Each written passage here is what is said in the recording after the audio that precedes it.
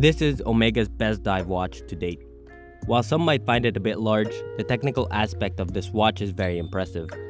The first Seamaster Omega introduced was in 1948, and since then, it has been obvious that Omega didn't have a clear path for the Seamaster. They released a crazy amount of variety to suit anyone's wrist, from soccer timers to world timers, to dive watches to simple everyday watches, such as the Aqua line. Omega even used gold, titanium, and ceramic, as we see here today. However, all that being said, it's hard to argue that the most iconic Seamaster ever produced was in 1993, the Bond Seamaster with the iconic wave dial. Fast forward to 2012, Omega removed the wave pattern on the dial and added ceramic. Now, that same year, Rolex released their updated Submariner, which gave the same formula of ceramic materials and a nice glossy black dial. Many believe Omega removed the wave pattern to compete directly with the Submariner. However, in late 2018, early 2019, Omega brought back the wave dial, this time bolder than ever.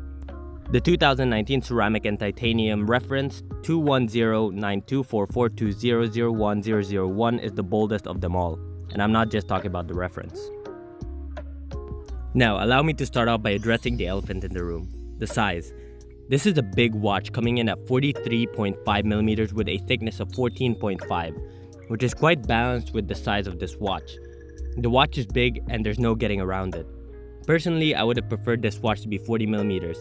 That being said, when handling this watch, there's something about the big case mixed with blacked out ceramic and titanium that makes this watch extremely utilitarian. The style of this watch feels like it would be worn over the vest of a SWAT team member or worn over a dive suit. In fact, I tried this on over a bomber jacket, and call me crazy, but it really looked good. That said, besides the cool factor of the size, the watch is big and definitely won't work with smaller wrists. Now, the movement inside this watch is the 8806, a variant of the 8800 but without the date. The 8806 is a META certified and it is anti-magnetic to 15,000 Gauss. The movement also has the coaxial escapement instead of the standard Swiss lever, which according to Omega helps prolong the service intervals from 3 to 5 years to about 10 to 15 years. That's absolutely insane. The watch itself is absolutely stunning.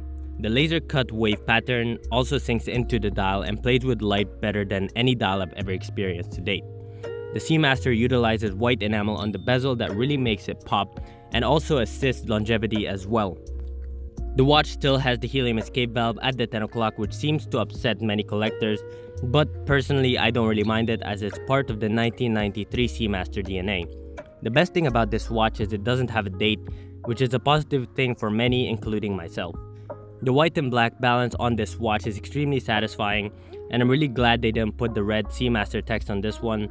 That would really disrupt the overall stealthy aesthetic. Now, before any review, I always answer one question from you guys. I usually post a picture before posting the review to ask you guys if you have any questions about a specific watch.